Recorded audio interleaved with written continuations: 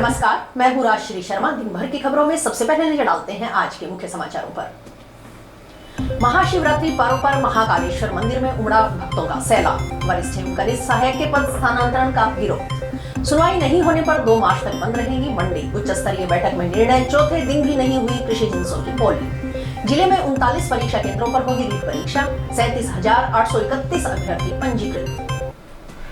और अब समाचार विस्तार से। महाशिवरात्रि का पर्व बुधवार को पूरे जिले में श्रद्धा भाव के साथ मनाया गया। शिवालयों में भोर की बेला से श्रद्धालु महादेव का जलाभिषेक एवं पूजा अर्चना के लिए पहुंचे तो शिवालय हर हर महादेव के जय घोष से गुंजायमान हो उठे।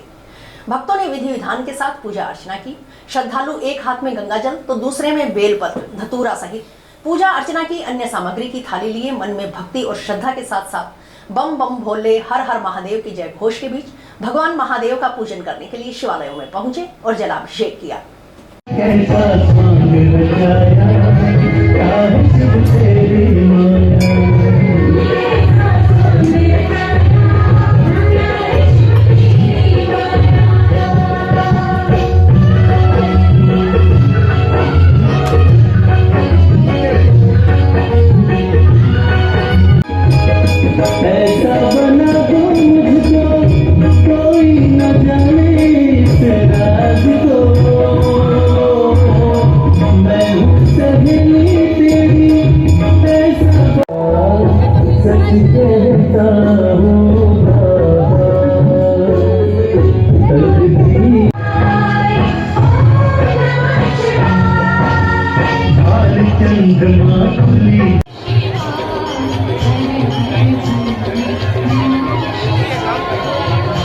महाशिवरात्रि पर श्री रामचरितमानस के अखंड पाठ की चारों ओर धूम रही। भोर की बेला से ही शिवालयों में भगवान शंकर का जलाभिषेक व पूजन अर्चन करने के लिए श्रद्धालुओं की लंबी लंबी कतारें लगना शुरू हो गईं। शहर के कई प्रमुख मंदिरों में तो अपनी बारी की प्रतीक्षा में श्रद्धालुओं को घंटों खड़ा होकर इंतजार करते देखा गया। शिव भक्तों ने विधि विधान से शिवलिंग पर जलाभिषेक कर भगवान शिव से मनवांचित फल की कामना की। मंदिरों में व्यापक स्तर पर सुरक्षा के इंतजाम देखे गए। आज के दिन स्वास्थ्य अच्छा रखने के लिए, बच्चों का अच्छा स्वास्थ्य हो, परिवार सुख समृद्धि पूर्वक हो, धन समृद्धि से परिपूर्ण हो, इसलिए पूजा पाठ करते हैं। क्योंकि आज के दिन भगवान शंकर और गौरा माँ का विवाह हुआ था, इसलिए मनाई जाती है। हर इच्छा पूरी होती है। शादी के लिए मांगो, बच्चों के लिए मांगो, जो मर्जी मांगो, सब इच्छा पूरी होती है। कितने सालों से आप यहाँ आ रहे हैं? मैं बचपन से आ रही हूँ, 7-8 साल की थी जब से आ रही हूँ, और अब मैं 53-54 साल की हूँ, अभी तक आ ही रही हूँ। यहाँ की क्या मान्यता है? हाँ, यहाँ की यही मान्यता है, जो मांगोगे सच्चे दिल से सब मिलेगा। शिव जी का पर्व होता है ये, और सुबह जल्दी उठ के हम पूजा पाठ करते हैं, जल वगैरह चढ़ाते हैं, और जो अनविवाहित होते हैं वो अच्छे वर के लिए यहाँ आके पूजा करते हैं। सुबह रात से उठ के जल वगैरह चढ़ा के, फल फ्रूट चढ़ा के ये व्रत मनाया जाता है। क्या कामना की आज आपने? मैंने तो परिवार की सुख शांति और मेरे बच्चे की सुख शांति के लिए व्रत। आज शिवरात्रि है, सभी यहाँ पूजा करने आए हैं शिवरात्रि को। यहाँ शिवरात्रि इसलिए आज पूजा करने आए क्योंकि शिव और पार्वती का विवाह है आज, और ये बहुत पुराना मंदिर है। यहाँ कुंवारी लड़कियां हैं जो शादी के लिए, अच्छे वर के लिए अपनी मनोकामनाएं मांगती है, जो विवाहित है वो अपने पति के लिए मांगती है, और काफी टाइम से हम यहाँ पे आ रहे हैं। ये मंदिर शिव कुटिया है, ठीक है। यहाँ पे शिव जी का मंदिर है, और यहाँ पे आज शिवरात्रि का महोत्सव मनाया जा रहा है। शिवरात्रि यहाँ पे पार्वती और शिव जी की शादी हुई थी, तभी से और को लेकर ये शिवरात्रि मनाई जाती है। और इस दिन लोग अपनी कोई संतान की प्राप्ति के लिए कामना करता है, कोई जो विवाहित नहीं होते वो वर के लिए कामना करने के लिए आते हैं, जो पढ़े लिखे बच्चे होते हैं वो अपनी नौकरी के लिए यहाँ पे आते हैं। मंदिर की क्या मान्यता है? यहाँ पे हर मनोकामना पूरी होती है, इसलिए। जंक्शन के गांधीनगर स्थित काशी विश्वनाथ मंदिर में भी महाशिवरात्रि पर बुधवार को पूरा दिन श्रद्धालुओं का तांता लगा रहा। महाशिवरात्रि पर श्री नीलकंठ महादेव सेवा समिति की ओर से बुधवार को जंक्शन देवभूमि स्थित श्री काशी विश्वनाथ महादेव मंदिर में दिन भर जल व दूध से अभिषेक के साथ भगवान शंकर की पूजा अर्चना की गई। रात में भजन कीर्तन व महाआरती का आयोजन किया जाएगा। सुबह पूर्व उप सभापति नगीना बाई, श्री नीलकंठ महादेव सेवा समिति के अध्यक्ष अश्विनी नारंग सहित सदस्यों ने पंडित शुभांशु शास्त्री व पंडित धर्मेंद्र तिवारी के सानिध्य में विधिवत पूजा अर्चना कर शिवलिंग पर बेलपत्र, धतूरा आदि चढ़ाकर शिव क्षेत्र की सुख समृद्धि की कामना की। काशी विश्वनाथ महादेव मंदिर में दिन भर भजन कीर्तन होते रहे और भक्तों का तांता लगा रहा। सुबह भंडारा लगाया गया जिसमें श्रद्धालुओं ने भंडारा ग्रहण किया। इसके अलावा शिव कुटिया सहित शहर के अन्य प्रमुख मंदिरों में भी श्रद्धालुओं ने भगवान भोलेनाथ की पूजा अर्चना कर जलाभिषेक किया।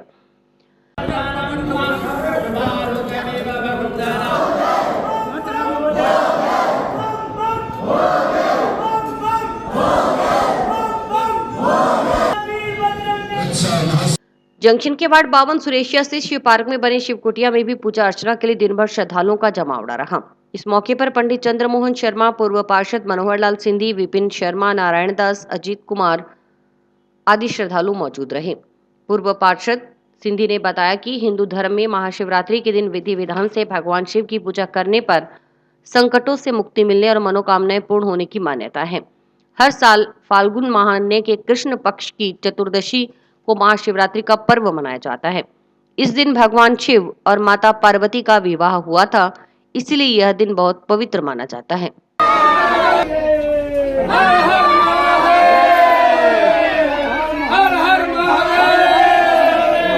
वार्ड 52 में शिव पार्क की शिव कुटिया है और 20 साल की 30 साल की पुरानी कुटिया है।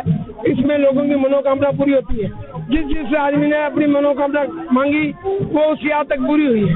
और यहाँ भी अभी आज जो है शिव का ये प्रसाद चल रहा है और ये शिवलिंग पे धोख लग रही है और लोगों को आस्था पूरी हो रही है।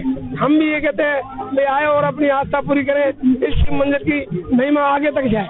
हर हर महादेव। हम महादेव की पूजा बचपन से करते हैं। शादी को 10 साल हो गए। भोलेनाथ ने बहुत कुछ दिया है हमें। आज का दिन क्या विशेष है? आज महाशिवरात्रि है इसलिए बहुत खास है। आज शिवरात्रि है, बहुत ही अच्छा लग रहा है। भाई ऐसी शिवरात्रि हमेशा के लिए आनी चाहिए। बहुत अच्छा लग रहा है। शिवरात्रि आई है, महादेव का दिन है आज का। महादेव की शादी है आज। हम बहुत महसूस कर रहे हैं। वैसे भाई आज शिवरात्रि है और वैसे ऐसा दिन हमेशा के लिए आना चाहिए। बहुत अच्छा दिन है, शुभ दिन है।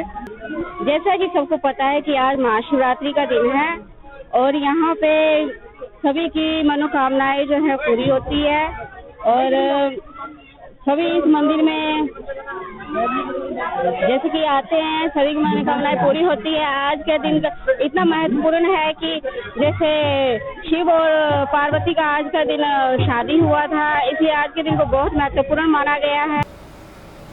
नोहर क्षेत्र में महाशिवरात्रि का पर्व श्रद्धा और हर्षोल्लास के साथ मनाया गया।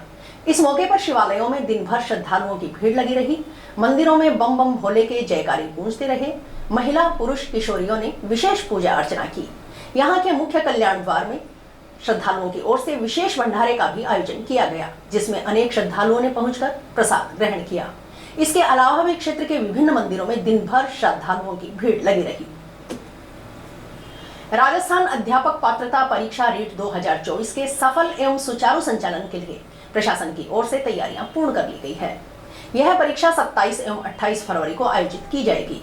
परीक्षा 27 फरवरी को 2 पारियों में प्रथम पारी सुबह 10 बजे से दोपहर 12:30 बजे तक और द्वितीय पारी अपराह्न 3 बजे से शाम 5:30 बजे तक तथा 28 फरवरी को एक पारी में सुबह 10 बजे से दोपहर 12:30 बजे तक संपन्न होगी। जिले में कुल 39 परीक्षा केंद्रों पर परीक्षा आयोजित होगी। परीक्षा के लिए 37,831 अभ्यर्थी पंजीकृत हैं।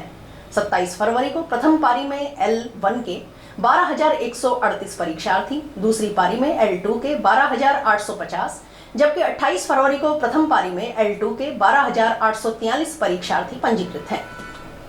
परीक्षा के लिए 39 पेपर कोऑर्डिनेटर, 13 फ्लाइंग कम MOR coordinator, 8 zonal officer, 4 area officer, 39 केंद्राधीक्षक, 45 अतिरिक्त केंद्राधीक्षक, 39 ऑब्जर्वर और 1076 वीक्षक नियुक्त किए गए हैं। परीक्षा के नोडल अधिकारी उमेदी लाल मीणा हैं। परीक्षा से संबंधित किसी भी समस्या के समाधान के लिए 25 फरवरी से कंट्रोल रूम सक्रिय है, जिसके प्रभारी मनोज कुमार हैं। परीक्षार्थी किसी भी असुविधा के लिए कंट्रोल रूम के नंबर 01552 260 299 पर संपर्क कर सकते हैं। परीक्षा सामग्री के लिए स्ट्रांग रूम कोषालय डबल लॉक निर्धारित किया गया है, जिसकी निगरानी एडीएम उमेदी लाल मीणा करेंगे और इसकी पूरी वीडियोग्राफी भी करवाई जाएगी। परीक्षा संग्रहण केंद्र जिला भू अभिलेखागार, मॉडर्न रिकॉर्ड रूम, कलेक्ट्रेट परिसर जंक्शन के पीछे निर्धारित किया गया है, जिसके प्रभारी टिब्बी उपखंड अधिकारी सत्यनारायण हैं। परीक्षार्थी को निर्धारित समय से पूर्व परीक्षा केंद्र पर पहुंचना अनिवार्य है। विलंब होने पर प्रवेश की अनुमति नहीं दी जाएगी। डमी परीक्षार्थियों को रोकने के लिए बायोमेट्रिक उपस्थिति व फेस रिकॉग्निशन अनिवार्य किया गया है। परीक्षार्थियों के लिए ड्रेस कोड लागू रहेगा और आभूषण जैसे अंगूठी, चैन, कंगन पहनने पर प्रतिबंध होगा। सभी परीक्षा केंद्रों पर सीसीटीवी कैमरों से निगरानी की जाएगी और पुख्ता पुलिस बंदोबस्त रहेगा। परीक्षा केंद्रों पर बिजली, पानी व अन्य आवश्यक सुविधाओं की उपलब्धता सुनिश्चित करने के लिए जिला शिक्षा अधिकारी माध्यमिक को निर्देशित किया गया है। परीक्षार्थियों की सुविधा के लिए बस स्टैंड और रेलवे स्टेशन पर 2 हेल्प डेस्क स्थापित किए गए हैं। अभ्यर्थियों के लिए रेलवे ने एक स्पेशल ट्रेन चलाई है जो हनुमानगढ़ में विभिन्न स्टेशनों से होकर गुजरेगी। रिट अभ्यर्थी रोडवेज बसों में 5 दिन फ्री सफर कर सकेंगे। प्रशासन की ओर से परीक्षार्थियों से अपील की गई है कि वे परीक्षा के दौरान अनुशासन बनाए रखें और परीक्षा के सफल आयोजन में सहयोग करें। पता है कि यहाँ पर रीट परीक्षा 2024 का आयोजन दिनांक 27 और 28 फरवरी को हनुमानगढ़ जिला मुख्यालय पर किया जा रहा है। यहाँ 39 परीक्षा केंद्र हैं, जिनके 12,843 और दूसरी 12,823 इस तरह से स्टूडेंट टोटल परीक्षा देंगे। परीक्षा के इस संबंध में सुरक्षा संबंधी सारी व्यवस्थाएं कर ली गई है। परीक्षा संचालन समिति की मीटिंग श्रीमान जिला कलेक्टर महोदय और एसपी साहब और संबंधित अधिकारियों के साथ कर ली गई है। इसमें परीक्षा पूर्णतया निष्पक्ष रूप से शांतिपूर्ण और बिना किसी नकल आदि के या अवांछित साधनों के संपन्न हो, ये सुनिश्चित करने के लिए जिला कलेक्टर महोदय के नेतृत्व में व्यवस्थाएं को अंतिम रूप दिया जा चुका है। रिट परीक्षा में शामिल होने जा रहे परीक्षार्थियों को सेंटर पर 2 घंटे पहले रिपोर्ट करना होगा, जिससे तलाशी की प्रक्रिया समय पर पूरी हो सके। परीक्षार्थियों को एग्जाम सेंटर पर प्रवेश पत्र लेकर जाना अनिवार्य होगा, बिना इसके सेंटर पर एंट्री नहीं मिलेगी। इसलिए इस बात का उम्मीदवार खास तौर पर ध्यान रखें। एग्जाम सेंटर के गेट परीक्षा शुरू होने के 1 घंटे पहले बंद कर दिए जाएंगे। मुख्य द्वार बंद होने के बाद किसी भी परीक्षार्थी को प्रवेश नहीं दिया जाएगा। परीक्षा में mobile phone, calculator, Bluetooth, smart watch, कोई भी कम्युनिकेशन डिवाइस लेकर जाने पर भी पूरी तरह से मनाही होगी। परीक्षार्थियों को एग्जाम खत्म होने से पहले सेंटर छोड़ने की अनुमति नहीं होगी। रीट एग्जाम में उम्मीदवारों को ड्रेस कोड का भी ध्यान रखना अनिवार्य होगा। परीक्षार्थियों उन सबसे ये भी रिक्वेस्ट किया है कि चूंकि हनुमानगढ़ जिला मुख्यालय पर बाहर से 12,000 से ज्यादा लोग आएंगे, उनमें काफी सारे लोग अपने अपने व्हीकल से भी आएंगे, इसलिए ट्रैफिक व्यवस्था पर दबाव पड़ना स्वाभाविक है। जाम की जैसी स्थिति बन सकती है, इसलिए परीक्षा केंद्र पर निर्धारित समय से पूर्व अपने पास सुनिश्चित करें। किसी भी स्थिति में इस बार परीक्षा केंद्र पर प्रवेश जो परीक्षा शुरू होने से 1 घंटे पहले का गाइडलाइन के मुताबिक है। जिले की मंडियों में हड़ताल के चलते बुधवार को भी कृषि जिंसों की बोली नहीं हुई। मंडियों में हड़ताल के चलते कृषि जिंसों का कारोबार नहीं हुआ। राजस्थान खाद्य पदार्थ व्यापार संघ की जयपुर में अहम बैठक भी हुई। इसमें हड़ताल की अवधि बढ़ाकर 2 मार्च तक करने पर सहमति बनी। आगामी रणनीति तैयार करने के लिए 1 मार्च को दोबारा जयपुर में बैठक करने का निर्णय लिया गया। हनुमानगढ़ के व्यापारी नेता प्यारेलाल बंसल ने बताया कि सरकार मांगे मानने को तैयार नहीं हो रही, इसलिए अब हड़ताल 2 मार्च तक चलेगी। इससे पूर्व 26 फरवरी तक हड़ताल की घोषणा की गई थी, परंतु सरकार की ओर से मांगों पर गौर नहीं करने की वजह से हड़ताल की अवधि बढ़ाई गई है। कृषक कल्याण फीस को समाप्त करने, सभी फसलों पर आड़त 2.25% करने, सभी मंडियों में गेहूं की सरकारी खरीद FCI से करवाने, कृषि जिंसों की पैदावार के अनुसार कृषि पार्क बनाने, हनुमानगढ़ जिले को राइस बेल्ट घोषित करने सहित हनुमानगढ़ जंक्शन मंडी में नालियों व सड़कों का निर्माण शीघ्र करवाने की मांग को लेकर सभी आंदोलन कर रहे हैं। इसी क्रम में जंक्शन मंडी में बुधवार को लगातार 4थे दिन हड़ताल रही। कृषि जिंसों का कारोबार प्रभावित हुआ। कल 25/2/2025 को जयपुर में राजस्थान खाद्य पदार्थ व्यापार संघ की मीटिंग हुई थी, आम सभा की, जिसमें हमारे सभी मंडी के व्यापारी इकट्ठे हुए। 247 मंडियों के सबने अपने अपने विचार रखे। देश हड़ताल को जब तक अपने मांगे नहीं मानी जाती तब अपने को हड़ताल रखनी चाहिए और लोगों का ज़्यादा ये मंतव्य अनिश्चितकालीन हड़ताल की जाए। परंतु फिर भी बाबूलाल गुप्ता जी हमारे जो चेयरमैन है उन्होंने ये सोचा भी अपने 2/3/2025 तक अपने हड़ताल रहेगी और उसके बाद 1/2/2025 को शनिवार की मीटिंग आम सभा के द्वारा रखी जाएगी, जिसमें आगे की रूपरेखा तय की जाएगी। यदि उससे पहले सरकार अपनी मांगे मान लेती है तो आपको सूचित कर दिया जाएगा, उस हिसाब से अपने चलेगा। जंक्शन में चक ज्वाला सिंह वाला रोड स्थित गोल्डन सिटी कॉलोनी में बुधवार को हरे भरे पेड़ों की कटाई से कॉलोनी वासियों में रोष व्याप्त हो गया। कॉलोनी कमेटी की ओर से पेड़ कटवाने के विरोध में स्थानीय निवासियों ने जमकर नाराजगी जताई और इस मनमानी कार्यवाही को पर्यावरण के प्रति लापरवाही करार दिया। कॉलोनी वासी परमजीत सिंह ने बताया कि 6 वर्ष पहले कॉलोनी में हरियाली बढ़ाने और पर्यावरण को सुरक्षित रखने के उद्देश्य से स्थानीय निवासियों ने मिलकर इन पौधों को लगाया था। वर्षों से नियमित देखभाल, सिंचाई और मेहनत से ये पौधे अब बड़े वृक्ष बन गए थे, जो न केवल छाया प्रदान कर रहे थे बल्कि कॉलोनी के वातावरण को भी स्वच्छ बना रहे थे। जब उन्होंने पेड़ काट रहे मजदूरों से इस कटाई का कारण पूछा तो उन्होंने बताया कि कॉलोनी कमेटी के आदेश पर यह कार्य किया जा रहा है। स्थानीय निवासियों का आरोप है कि इस कटाई के लिए न तो किसी सरकारी अनुमति ली गई और न ही कॉलोनी वासियों को कोई पूर्व सूचना दी गई। कॉलोनी वासी मनदीप सिंह ने कहा कि जहां एक और सरकार एक पेड़ मां के नाम जैसी योजनाओं के जरिए लोगों को अधिक से अधिक पौधे लगाने के लिए प्रेरित कर रही है, वहीं दूसरी ओर कॉलोनी कमेटी पर्यावरण की अनदेखी कर रही है। कॉलोनी कमेटी के पदाधिकारियों से जब इस बारे में संपर्क किया गया तो उन्होंने इस कटाई को विकास कार्यों का हिस्सा बताया। उनका कहना था कॉलोनी में नई सड़कों और नालियों के निर्माण के लिए जगह की आवश्यकता थी, जिसके कारण पेड़ काटने पड़े। हालांकि पर्यावरण प्रेमियों और स्थानीय निवासियों का कहना है कि यदि विकास कार्यों के लिए पेड़ काटने की जरूरत थी तो पहले उन्हें अन्य स्थानों पर स्थानांतरित किया जा सकता था या कम से कम नए पौधारोपण योजना बनाई जानी चाहिए थी। उन्होंने कहा कि ऐसे मामलों में सरकारी अनुमति और पारदर्शिता आवश्यक होती है। कॉलोनी वासियों ने चेतावनी दी कि यदि जल्द ही इस मामले में कोई सकारात्मक कदम नहीं उठाया गया तो वे बड़े स्तर पर विरोध प्रदर्शन करेंगे और प्रशासन से न्याय की मांग करेंगे। इसमें ये मामला गोल्डन सिटी का है। जैसे कि आप देख पा रहे हैं, इसमें यहाँ पे सारे हरे पेड़ पीछे के काटे गए हैं, बिना किसी को सूचित किया गया है, बिना किसी को बताया नहीं गया है, बिना किसी को बताया ये हरे पेड़ काटे गए हैं। वो तो सही टाइम पे हमने इनको रोक लिया काटने वालों को, वरना ये सारे पेड़ आप पीछे देख रहे हैं 2-3 पेड़ बचे हैं, ये भी काट दिए जाते। कहाँ ये जा रहा है कि दीवार गिर जाएगी। दीवार गिरने के अलावा ये बताया गया 6-7 पेड़ काटने के लिए कि भी दीवार ना गिरे, लेकिन इन्होंने सिरे से ही सभी पेड़ काट दिए। अब ये कमेटी मेंबर कौन से हैं जिनको बोला गया कि पेड़ काटने के लिए, इनको किसी से परमिशन भी नहीं ली इन्होंने किसी से। और जो वर्कर हैं जिन्होंने पेड़ काटे हैं वो बोल रहे हैं कॉलोनी के मेंबर्स हैं। वो कॉलोनी के कौन से मेंबर्स हैं वो यहाँ आके कोई जवाब देने को तैयार नहीं है। बिना किसी की परमिशन के पेड़ काटे गए और क्यों काटे गए किसी को बताया। रिकॉर्ड अनुसार सड़क को 60 फीट चौड़ा करने, नाली निर्माण व लेवल के अनुसार इंटरलॉकिंग का कार्य करवाने की मांग को लेकर बीएसएनएल से रिटायर्ड कर्मचारी दयाराम निवासी वार्ड 54 सुरेशिया जंक्शन ने नगर परिषद आयुक्त को ज्ञापन सौंपा। दयाराम ने बताया कि वार्ड 54 में उनके मकानों के आगे से जारी सड़क की चौड़ाई रिकॉर्ड में 60 फीट है, लेकिन वर्तमान में 13 फीट चौड़ी सड़क ही बनी हुई है। साइडों में कच्ची जगह में इंटरलॉकिंग की जा रही है, लेकिन इंटरलॉकिंग में लेवल आदि का ध्यान नहीं रखा जा रहा। ऊपर नीचे इंटरलॉकिंग की जा रही है। साइडों में लेवल उठाकर इंटरलॉकिंग करने से बारिश आदि के समय पानी सड़क में एकत्रित हो जाएगा। इससे सड़क को भी नुकसान होगा। कई लोगों ने अपने मकानों के आगे कब्जा कर थड़ा आदि बनाकर जगह ऊंची कर रखी है। उन्होंने बताया कि उनके मकान से करीब 500 फीट की दूरी तक पानी निकासी के लिए नाली का निर्माण नहीं हुआ।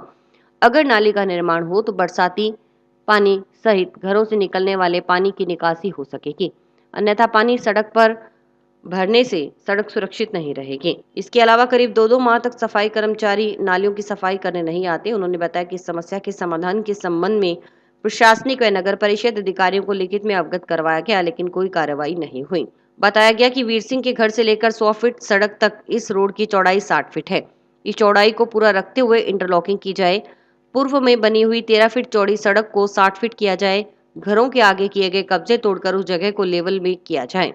अब हमारे यहाँ इस साइड में हमारे आगे से 60 फुट रोड चौड़ी है, जो प्रेजेंट के अंदर इन्होंने जो बनाई है पहले से वो 13 फुट चौड़ी ही रोड बनाई है। अब साइड में जो जगह बची हुई है उसमें इंटरलॉकिंग की व्यवस्था के लिए इंटरलॉकिंग कर रहे हैं, तो उसमें भी वो इंटरलॉकिंग भी ऊपर नीचे लगा रहे हैं और पानी निकलने के लिए जगह इस तरीके से हो जाएगी कि साइड से ऊपर उठा करके और जब रोड के ऊपर पानी जाएगा तो रोड सुरक्षित नहीं रह पाएगी। एक बात। दूसरी बात ये है कि हमारे गेट के आगे से लगभग 500 फीट के अंदर पानी निकलने के लिए नाली बनी हुई नहीं।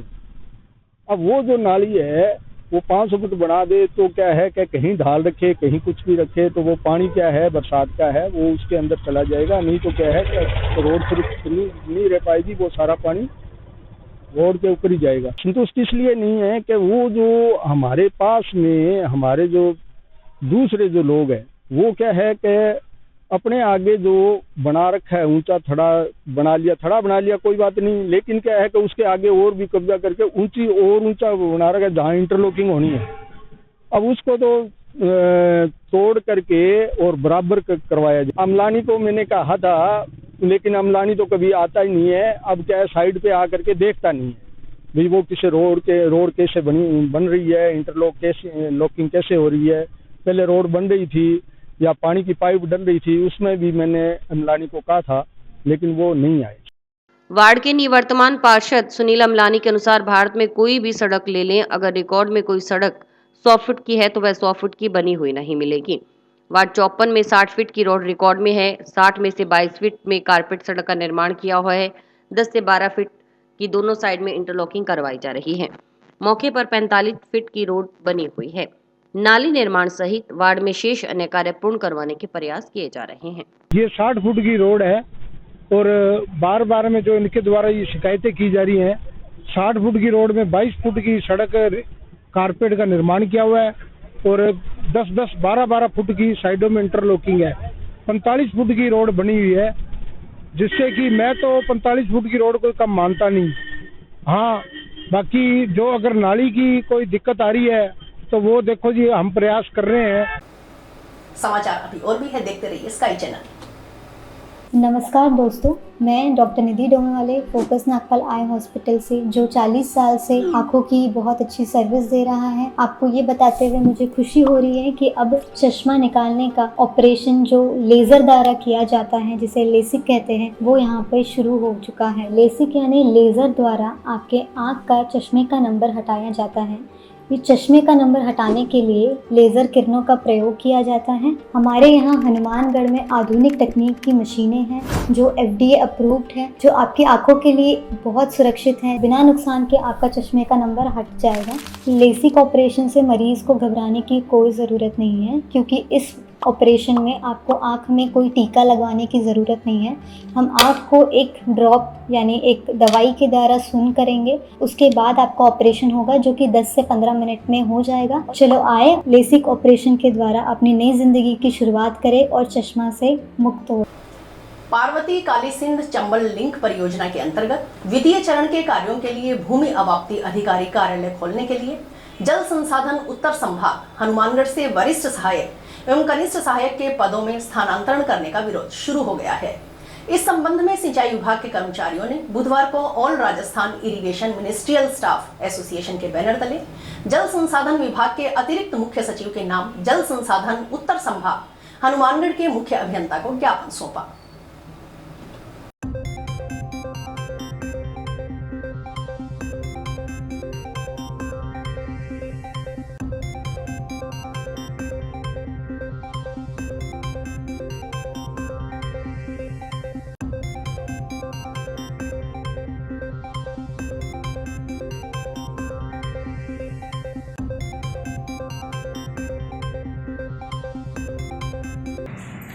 आज हनुमानगढ़ संभाग के सभी कर्मचारी इकट्ठे हुए हैं चीफ साहब से मिलने के लिए। चूँकि एक राज्य सरकार की महत्वाकांक्षी योजना ERCP प्रोजेक्ट जल संसाधन का बहुत ही महत्वपूर्ण एक प्रोजेक्ट चल रहा है, जो जयपुर और कोटा संभाग के जिलों को प्रभावित करता है। लेकिन अभी एक जयपुर से एक पत्र प्राप्त हुआ जिसके अंदर ये प्रस्ताव चाहे गए हैं कि हनुमानगढ़ संभाग से भी LDC और UDC की पोस्टें ERCP में ट्रांसफ़र की जानी है।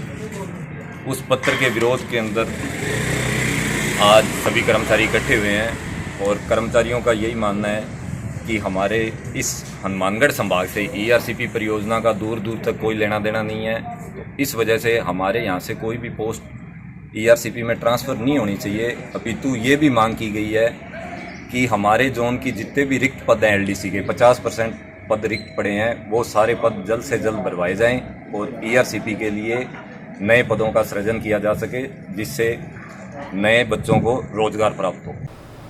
पंचायत समिति के विकास अधिकारी पर मेट को द्वेषतापूर्वक ब्लैकलिस्ट करने का आरोप लगाते हुए मनरेगा मजदूरों ने बुधवार को ग्राम पंचायत चक ज्वाला सिंह वाला में पंचायत घर में एकत्रित होकर विरोध प्रदर्शन किया।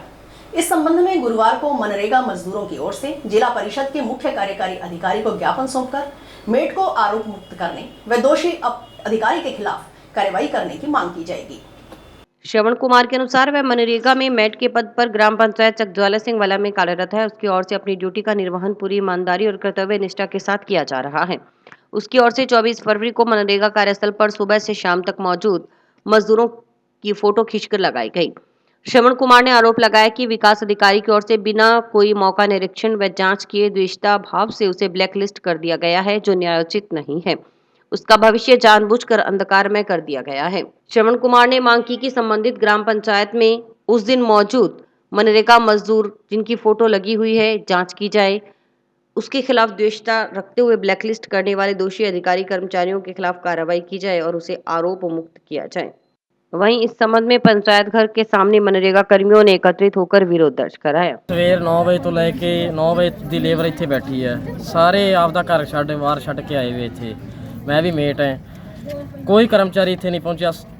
ਐਲਡੀਸੀ ਸੈਕਟਰੀ ਸਰਪੰਚ ਵੀਡੀਓ ਸਭ ਨੂੰ ਸੂਚਨਾ ਕੱਲ ਦੀ ਹੋਈ ਵੀ ਹੈ ਵੀ ਕੱਲ ਦਾ ਮੇਟ ਬਲੈਕਲਿਸਟ ਕਰਿਆ ਵੀ ਕੱਲ ਨੂੰ ਹਾਜ਼ਰੀ ਅਸੀਂ ਨਹੀਂ ਲਾਵਾਂਗੇ, ਤੁਸੀਂ ਆਪਦਾ ਹੋਰ ਮੇਟ ਇੱਥੇ ਲਾ ਕੇ ਹਾਜ਼ਰੀ ਲਵਾਓ। ਚਲੋ ਸਾਡਾ ਤਾਂ ਕੋਈ ਕਾਰਨ ਹੈ, ਦੋਸ਼ ਇਸ ਤਾਂ ਦੋਸ਼ੀ ਹੋਵਾਂਗੇ, ਪਰ ਇਹਨਾਂ ਦਾ ਤਾਂ ਕੋਈ ਦੋਸ਼ ਨਹੀਂ ਨਾ ਜਿਹੜੇ ਇੱਥੇ ਖੜੇ ਹੈ। ਠੀਕ ਹੈ, ਇਹਨਾਂ ਦਾ ਕੀ ਦੋਸ਼ ਹੈ? ਇਹ ਸਵੇਰ ਦੇ ਇੱਥੇ ਬੈਠੇ ਆ ਭੁੱਖੇ ਤੇ ਅਸੀਂ ਸਾਰੇ ਘਰ ਬਾਹਰ ਛੱਡ ਕੇ ਆਏ ਹੈ ਤੇ ਉਹ ਕੋਈ ਨਹੀਂ ਇੱਥੇ ਆ ਕੇ ਕਿਸੇ ਨੇ ਆ ਕੇ ਸਾਰੀ ਨਹੀਂ ਲਈ ਇਹਨਾਂ ਲੇਬਰ। ਇਹਦੀ ਕਾਰਵਾਈ ਇਹੀ ਹੈ ਕਿ ਇਹ ਲੇਬਰ ਕੱਲ ਨੂੰ ਇੱਥੇ ਫਿਰ ਦੁਬਾਰਾ ਪੰਚਾਇਤ ਘਰ ਦਾ ਘਰਾਵ ਕਰੂਗੀ ਔਰ ਇਹਨਾਂ ਨੂੰ ਪੰਚਾਇਤ ਘਰ ਦੇ ਵਿੱਚ ਅੰਦਰ ਨਹੀਂ ਜਾਣ ਦਿੱਤੀ। ਇਹਦੀ ਨਿਸ਼ਪਕਸ਼ ਜਾਂਚ ਕੀਤੀ ਜਾਵੇ, ਜੇ ਅਗਰ निर्दोष है तो इन्हू बहाल किया जाए, अगर दोषी का सजा की जाए। 24 फरवरी के अंदर श्रवण कुमार ने ब्लैकलिस्ट कर दी हुई है बिना कारण और बिना निरीक्षण करे हुए। पिछले दिन अपना एलडीसी की बदली कराई, बिंग द्वेष भावना मैंने ब्लैकलिस्ट करी गया। अगर भी मैं दोषी हाँ तो हमारे खिलाफ कार्रवाई हुआ, बिंग जाँच करी जाए, पूरी लेबर मर सके। हनुमानगढ़ पुलिस ने जिले में चल रही जीरो टॉलरेंस अभियान के तहत 2 अलग अलग स्थानों से जुआ खेलते 14 लोगों को गिरफ्तार किया है। एसपी अरशद अली के निर्देश पर की गई इस कार्रवाई में कुल 47,000 रुपए जब्त किए गए हैं। थाना फेफाना पुलिस ने पहली कार्रवाई में थानाधिकारी नरेंद्र कुमार के नेतृत्व में गांव फेफाना और जिनानिया से 9 जुआरियों को पकड़ा। इनसे 37,260 रुपए की राशि जब्त की गई। इस संबंध में 2 अलग अलग मामले दर्ज किए गए हैं। दूसरी कार्रवाई पुलिस चौकी छानीबड़ी के प्रभारी राज सिंह की टीम ने की। टीम ने नहर पुल बिरान हेड के पास से 5 जुआरियों को गिरफ्तार किया। इनसे 10,530 रुपए बरामद किए गए। इस मामले को पुलिस थाना भिरानी में दर्ज किया गया। सभी आरोपियों पर Rajasthan police gaming ordinance act के तहत कार्रवाई की जा रही है। पुलिस अधीक्षक के आदेश पर जिले में अवैध मादक पदार्थ, नशा तस्करी, अवैध हथियार और जुआ सट्टा जैसी गतिविधियों पर कड़ी निगरानी रखी जा रही है। हनुमानगढ़ जिले की नोहर पुलिस ने चोरी की एक बोलेरो पिकअप को बरामद किया है। साथ ही एक आरोपी को हरियाणा के रानिया से गिरफ्तार किया गया है। पुलिस ने सीसीटीवी फुटेज से आरोपी की पहचान की। नोहर थानाधिकारी ईश्वरानंद शर्मा ने बताया कि 25 नवंबर 2024 को अयूब पुत्र ज्ञान मोहम्मद ने नोहर पुलिस थाना में शिकायत दर्ज कराई थी। उन्होंने बताया कि उनकी बोलेरो पिकअप 22 नवंबर की रात चोरी हो गई थी। मामले की गंभीरता को देखते हुए एसपी अरशद अली के निर्देशन में अतिरिक्त पुलिस अधीक्षक हनुमानगढ़ ने विशेष टीम का गठन कर कार्रवाई करने के निर्देश दिए थे। सेक्टर नोहर के अधीक्षक और वृत्ताधिकारी ईश्वर सिंह के पर्यवेक्षण में थानाधिकारी ईश्वरानंद शर्मा ने थाना स्तर पर कई टीमें बनाई। पुलिस ने सीसीटीवी फुटेज और तकनीकी साक्ष्यों की मदद से आरोपी की पहचान की। जांच में हरियाणा के सिरसा जिले के रानिया निवासी गुरमीत सिंह को गिरफ्तार किया गया।